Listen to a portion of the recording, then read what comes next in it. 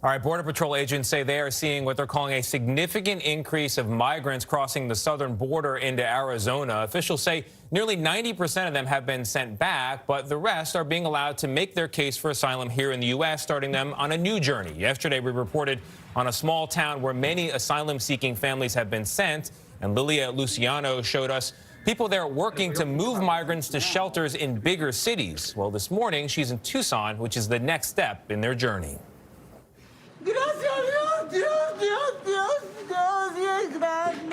Ernesto and Maria, who've been married for 35 years, are finally reunited nearly 2 weeks after they entered the country.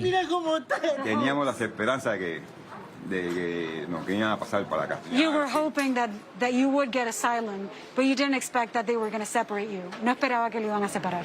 No esperábamos que nos iban a separar. The couple from Cuba plans to meet family in Orlando, but is currently staying at the nonprofit Casalitas shelter in Tucson. Federal space to hold asylum seekers is limited here because of COVID and legal requirements.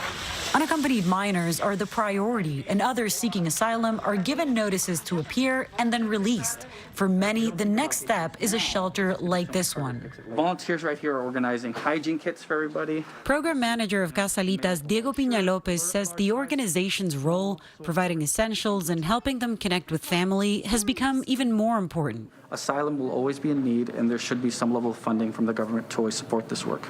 Border Patrol Deputy Chief Sabri Dickman says single adult arrests are up 206%, 45% for unaccompanied minors. He's worried about the summer months ahead. They meet with their smugglers who tell them that it could be a 1 hour or 2 hour walk and that 1 gallon of water will be sufficient. What they don't know is that these walks can be days long.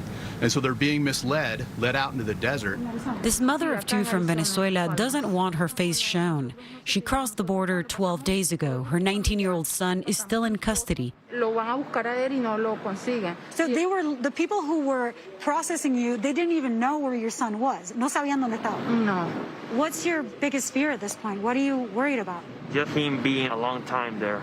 He's an anxious person, so he is always thinking about what could happen if he gets back to Venezuela, if he doesn't see us again. Casalitas is now sending supplies not only to shelters across the states, but also across the border. And now Border Patrol here say they're exploring the idea of opening shelters that are actually legally viable to keep families who are seeking asylum. Gayle? All right, Lilia, thank you very much. That scene with the husband and the wife reuniting that's why they're coming here. They're coming here because they're desperate. They are desperate. We can't lose sight of that. Yeah, it's a very complicated issue. I understand that too. Love is love and family is family on both sides of the border. People crossing that desert, I mean, so many die. They actually have phone booths set up throughout the Sonoran Desert in Arizona. I did a story once on it, where people can call for help, and then CPB comes by helicopter to pick them up. In the middle of the desert? In the middle of the desert, and put them in near the U.S. border, and then they go into detention if they survive. Perilous. And that's the thing, if you survive.